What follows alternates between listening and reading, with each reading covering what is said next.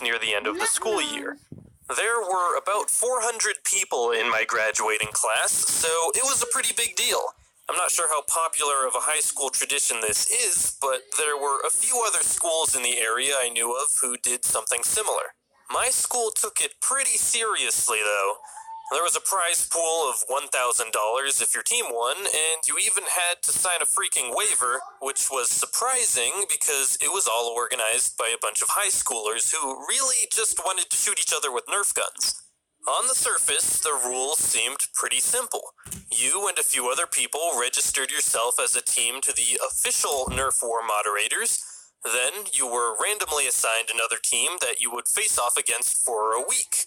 If you were hit with a Nerf dart by the opposing team, you were out.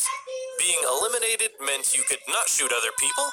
The team with the most remaining members by the end of the week wins and moves on to the next week. If both teams had an equal amount of members remaining by Saturday, then the winner would be decided in an organized shootout under the supervision of the moderators on Sunday.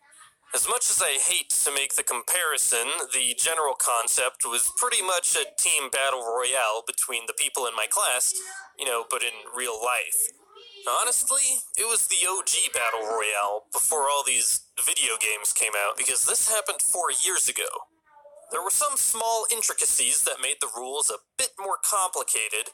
First of all, school grounds, school-related events, and workplaces were off-limits to the Nerf War. You also could not be shot in your own household unless someone that lives there granted that person entrance. This basically meant no breaking and entering because, that's illegal. Pretty much anywhere else was fair game. This meant, yes, you could be shot simply walking to your car to go to school, and you could be shot while buying milk at the grocery store, and you could be shot while at your soccer practice for your non-school related club soccer team, which was a very real threat for me at the time.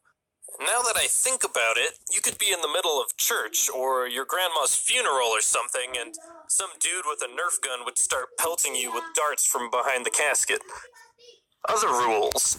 If you hit somebody else's gun with a dart, they were out. This prevented people from using them as shields. Darts could not be thrown. They must be fired from a contraption as a projectile. And unfortunately, there were times when it needed to be clarified that you couldn't do things that were clearly illegal. Like, of course you can't block somebody in their driveway with your car, and no, you may not physically restrain that girl in order to shoot her with a Nerf dart. People were really dumb sometimes. And lastly is my favorite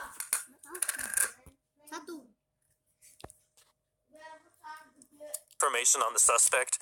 The FBI would be like, we need to know at what age